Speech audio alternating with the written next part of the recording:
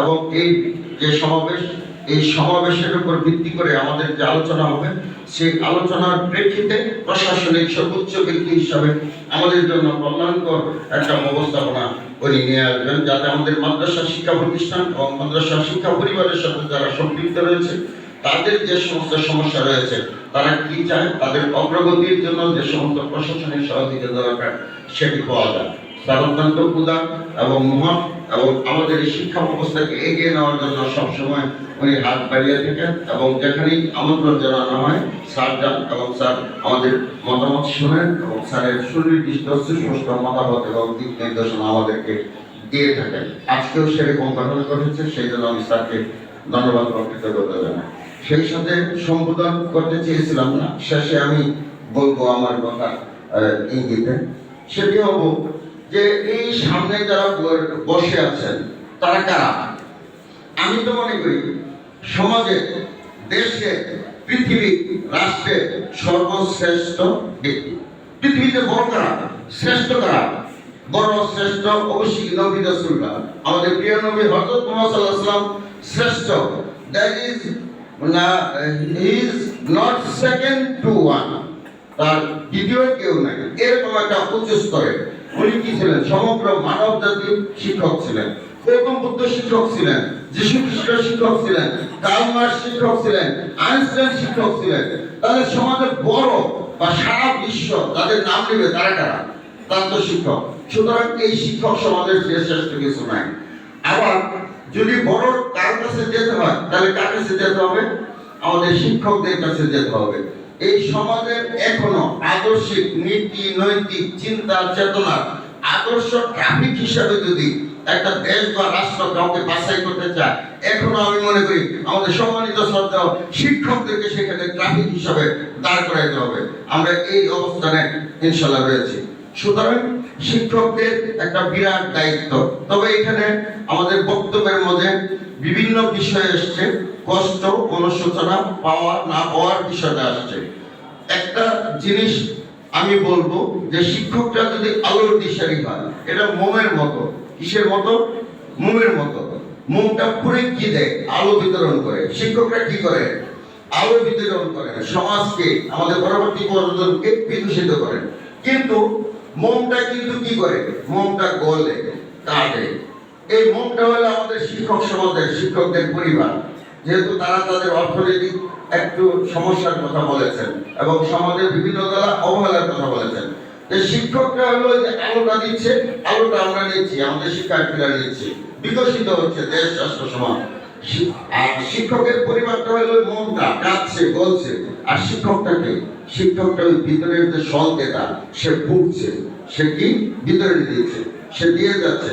তবে একটা বিষয় সান্ত্বনার বিষয়, সেটা হলো যে আমরা যারা সরকারি চাকরি করি, বিভিন্ন পেশায় থাকি, তারা কিন্তু সারা জীবন মানুষের মনে, হৃদয়ে স্মৃতি হয়ে থাকতে পারবো না, টিকে থাকতে পারবো না। রবীন্দ্রনাথ ঠাকুর কি বলছেন?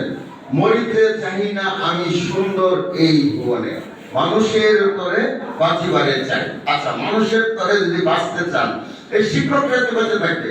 কারণ সমগ্র জাতি কাদের কাছে যায়? সমগ্র জাতি মাথা নিচু করে কাদের সামনে বসে? এই শিক্ষকদের সাথে বসে। সুতরাং তাদের কিন্তু বেঁচে থাকা বা পরবর্তী সময়ের একটা দীর্ঘ পথ এই জাতি রাষ্ট্রদের স্মরণ করার মতো একটা প্রক্রিয়া রয়ে গেছে। আমি বক্তব্য দিব কিছু, দু একটা কথা বলবো আমাদের সুপ্রিয় শিক্ষার্থীদের জন্য। তারা প্রাথমিক শিক্ষাটারে আমি মনে করি যে একটা বিল্ডিং এর ভিত্তি, ফাউন্ডেশন। আমাদের লাইফের তো একটা ফাউন্ডেশন আছে, তাই না? ফাউন্ডেশন। তাহলে জীবনের ভিত্তিটা, ফাউন্ডেশন যদি শক্ত হয়, বিল্ডিংটা, ভবনটা শক্তিশালী হবে। প্রাইমারি এডুকেশনটা হলো সেরকম। আর সেকেন্ডারি এডুকেশনটা হলো কি? সেকেন্ডারি এডুকেশনটা হলো এটা স্ট্রাকচার। এটা কি? স্ট্রাকচার, এটা গঠন, কাঠামো। এরপরে সেকেন্ডারি এডুকেশন, অর্থাৎ তোমরা দাখিল পর্যায়ে পাস করে যারা আলিম বা উচ্চ শিক্ষায় গেছো, তাদের যে বিষয়টা, সেটা হলো কি? সেটা হলো আর্কিটেকচারাল ডিজাইন। একটা আর্কিটেকচারাল ডিজাইন কি করে? একটা বিল্ডিং কে পরিপূর্ণ করে, তার সৌন্দর্য বর্ধন করে। তোমাদের এখন সময়, জীবনটা হলো আর্কিটেকচারাল ডিজাইনটা পরিপূর্ণ করার সময়। আর্কিটেকচারাল ডিজাইনটা পরিপূর্ণ করার জন্য এখন কাজ করতে হবে। তোমাদের পিছনে যেটা অর্জন করছো, দ্যাট ইজ ইউর এক্সপিরিয়েন্স, অর্থাৎ পাস্ট ইজ এক্সপিরিয়েন্স, কিন্তু বর্তমানটা present is experiment. Present is কি? এক্সপেরিমেন্ট। কিন্তু so use your experience to your experiment to reach to your goal. তোমার লক্ষ্যে পৌঁছার জন্য, তোমার যে ডিজায়ার আছে ডিজায়ারে পৌঁছার জন্য তোমাকে সেই এক্সপেরিয়েন্সটা, এই বর্তমান যে এক্সপেরিমেন্টে ব্যবহার করতে হবে। এখন আমি কিভাবে যাব? এরা আমি বলবো যে চাঁদ না, নক্ষত্র তুল্য, কিন্তু নক্ষত্রের পতন হয়, এটা তো জানো। আমি ছোটবেলায় খুব ভালো ছাত্র ছিলাম। আমাকে দেখে সমাজ, রাষ্ট্র, পরিবার মনে করেছিল যে এই ছেলেটি আমাদের বংশের সবাইকে বোধহয় আসমানে উঠে নিবে। আমার ছোট ছোট ভাইকে আত্মীয় স্বজন মনে করতো ওই যে হেলিকপ্টার গেলে আমার মামা মামুক সে বোধ হয় হেলিকপ্টারে চলে বেড়াবে। হায় রে, কি অবারিত আশা আকাঙ্ক্ষা!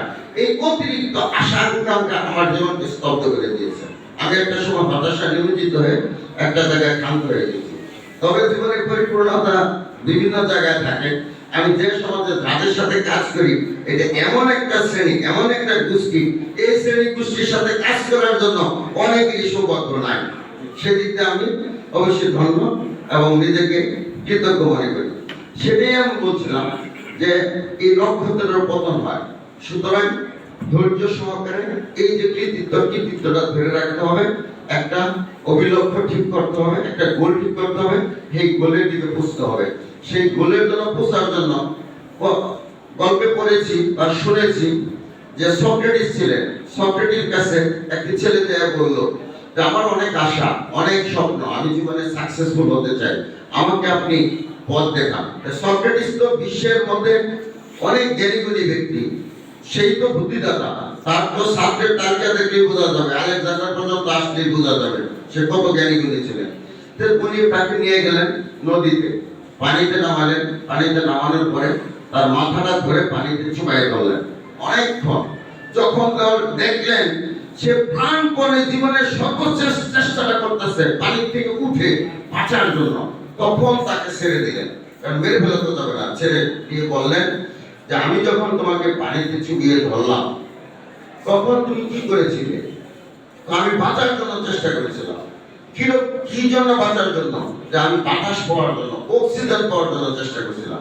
এবং অক্সিজেন পাওয়ার জন্য তুমি যেরকম সর্বোচ্চ শক্তি দিয়ে চেষ্টা করেছিল, তুমি যদি তোমাদের জীবনের লক্ষ্যে পৌঁছার জন্য সেরকম সর্বোচ্চ চেষ্টাটা করো, তাহলে তুমি বুঝতে পারবে। আমরা অনেক কিছু দেখি টিভিতে, টম এন্ড জেরি দেখি, শেষ করে দিব। টিভিতে টম এন্ড জেরি দেখি। টম এন্ড জেরির মধ্যে কি থাকে? ইঁদুর থাকে আর বিড়াল থাকে, নাকি? ইঁদুর জুড়ে দৌড়ায় না বিড়াল জুড়ে দৌড়াইতে পারে? অবশ্যই বিড়ালটা জুড়ে দৌড়াইতে পারে। কিন্তু কোন টম এন্ড জেরিতে আমি তো দেখি নাই বিড়াল ইঁদুরকে ধরতে পারছে। পারে না। আমি দেখি নাই। আমি ছোটবেলায় খুব দেখতাম টম এন্ড জেরি, কোনোদিন দেখি নাই। এই প্রশ্নটা যদি কোনো ছাত্রের মধ্যে উদয় হয় যে হ্যাঁ, বিড়াল কেন ইঁদুরকে ধরতে পারে না, বিড়াল তো ছুঁড়ে দৌড়াইতে পারে, এই প্রশ্নটা যদি হয় তাহলে বোঝা যাবে তার মধ্যে ক্রিয়েটিভিটি আছে, জিজ্ঞাসা আছে। সে একদিন বড় হবে। সে একদিন কি হবে? বড় হবে। কেমন বড় হবে? যেমন চার্লি চ্যাপলিনকে জিজ্ঞেস করা হয়েছিল যে আমাদের কিডনি কয়টা? শিক্ষক জিজ্ঞেস করছিলেন। সে বলছিল আমাদের কিডনি 4টা। তখন বলছে এই কারণে কিডনি আবার 4টা হয়ে যাবে। স্যার, আপনি যে প্রশ্নটা করছেন, প্রশ্নটাকে ভালোভাবে বুঝেন এবং ব্যাখ্যা করে নিজের অন্তরে নেন। আপনি প্রশ্নটা তো আপনার অন্তরে নেন।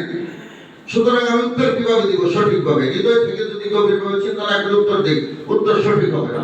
আপনি প্রশ্নটা যেরকম ভুল করছেন, আমি উত্তরটা ঠিক এরকম ভুল করেছি। যে প্রশ্নটা কিরকম ভুল করেছি? যে প্রশ্নটা বলছেন, আপনি বলছেন যে আমাদের কিডনি কয়টা?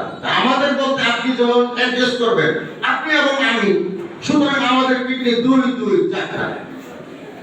তাহলে দেখেন তার ব্যাখ্যাটা কেমন। যেমন সে খেলার মাঠে গেল, খেলার মাঠে গেলে দৌড়াইছে, তার পিছনে ট্যাগ করছে 1, 2, 3, 4, তারপর 3 না 4 আর 5 তার বন্ধু। তো দৌড় দিবে, যখন রেফারি স্টার্ট দিবে, হুইসেল দিবে, তখন বলছে 1, 2, 3 এন্ড গো। তখন চার্লি চ্যাপলিন কি করলো? তার পাশের যে বন্ধু ছিল সে 4 নাম্বার আর 5 নাম্বার তার হাতে ধরে ফেলাইল।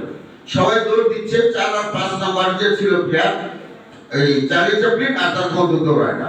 তখন বলে কি ব্যাপার, তোমরা দৌড়ালে না কেন? স্টার্টিং বুঝো না? তো স্টার্টিং তো আপনি তো শিখেনি না। আপনি বলছেন 1 2 3 এন্ড গো, তো 1 2 3 দৌড় দিছে, আমি 4 এন্ড 5 কেন দৌড় দিব? আপনি তো কমান্ডিং ভুল করছেন। এই হলো চার্লি চ্যাপলিন। এই জন্য তার শিক্ষক বলছিল যে এই ছেলে একদিন সারা বিশ্বের নজর কাটবে, সবাই তাকে চিনবে এবং জানবে। আমাকে না চিনলাম, ঠিকই তো চিনছে জানছে নাকি? গল্প থেকে অন্যদিকে চলে গেলাম। তখন সেই বিড়াল যদি ইঁদুরকে ধরতে পারে না, কারণটা কি? তখন ইঁদুরকে জিজ্ঞেস করা হলো, তোমাকে ধরতে পারে না কেন? তখন বলছে যে বিড়াল তো দৌড়াচ্ছে, আমাকে ধরবে আর তার ধরা পেট নেওয়া খায়স করে আগামে খাবে। আর আমি দৌড়াচ্ছি কি জন্য? আমি দৌড়াচ্ছি আমার জীবন বাঁচানোর জন্য। সুতরাং আমাকে কোনোদিন বিড়ালে ধরতে পারবে না। সুতরাং এইভাবে চেষ্টা করতে হবে। এইভাবে চেষ্টা না করলে জীবনে যেতে যাবে না। তোমরা সেভাবে চেষ্টা করবে, একদিন অবশ্যই তোমাদের জীবনের লক্ষ্যে পৌঁছে যাবে। সকলকে ধন্যবাদ।